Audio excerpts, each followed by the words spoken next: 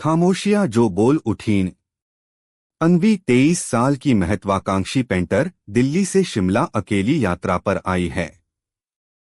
विराज साहब 65 साल के एक पूर्व लेखक जिन्होंने अपने सुनहरे दिनों में बहुत नाम कमाया था, अब एकांतवास में शिमला की पहाड़ियों में रहते हैं। शिमला की पहाड़ियों में सर्दियां दस्तक दे चुकी थीं। अन्वी भीड़-भाड़ से थककर खुद को ढूंढने निकली थी। हाथ में स्केचबुक, आंखों में सवाल और दिल में खालीपन लिए वह रोज एक पुरानी बेंच पर बैठकर पेंट करती थी जो एक वीरान बगीचे के कोने में थी। उसी बेंच से कुछ दूरी पर एक बुजुर्ग रोज सुबह अखबार लेकर आते थे। सफेद दाढ़ी, ऊनी टोपी और आंखों में एक ऐसी गहराई जो अन्वी को अजीब सी खींचती थी। एक दिन जब तेज हवा ने उसके पन्ने उड़ाए, वो बुजुर्ग आगे आए और मुस्कराते हुए बोले, रंग बहुत हैं तुम्हारे ब्रश में, मगर आंखों में जो खालीपन है उसे कौन रंगेगा। अन्वी चौंकी। आप कौन हैं? कभी था कोई, अब सिर्फ किताबों की धूल हूं। उनकी मुस्कान में एक दर्द छुपा था। धीरे धीरे रिश्ता गहराने लगा। रोज की बातचीतों में अन्वी को पता चला कि उनका नाम विराज साहब था, एक मशहूर लेखक जिन्होंने अपने समय में प्रेम, अकेलेपन और खोए हुए रिश्तों पर बेमिसाल लिखा था।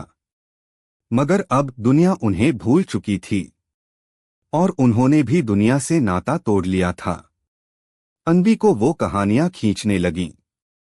उनकी बातों में ऐसा जादू था जो उसकी आत्मा तक को छू। समाज की सीमाएं।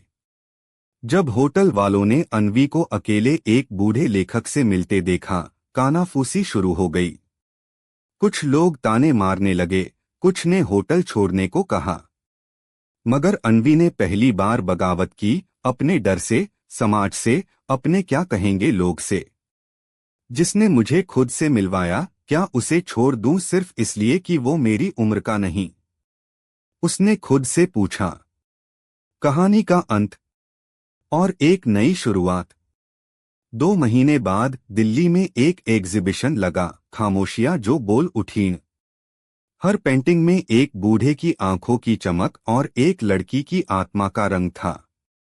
कोने में एक किताब रखी थी, खामोशियां, विराज साहब की आखिरी रचना, जिसे अन्वी ने चित्रों में सजाया था।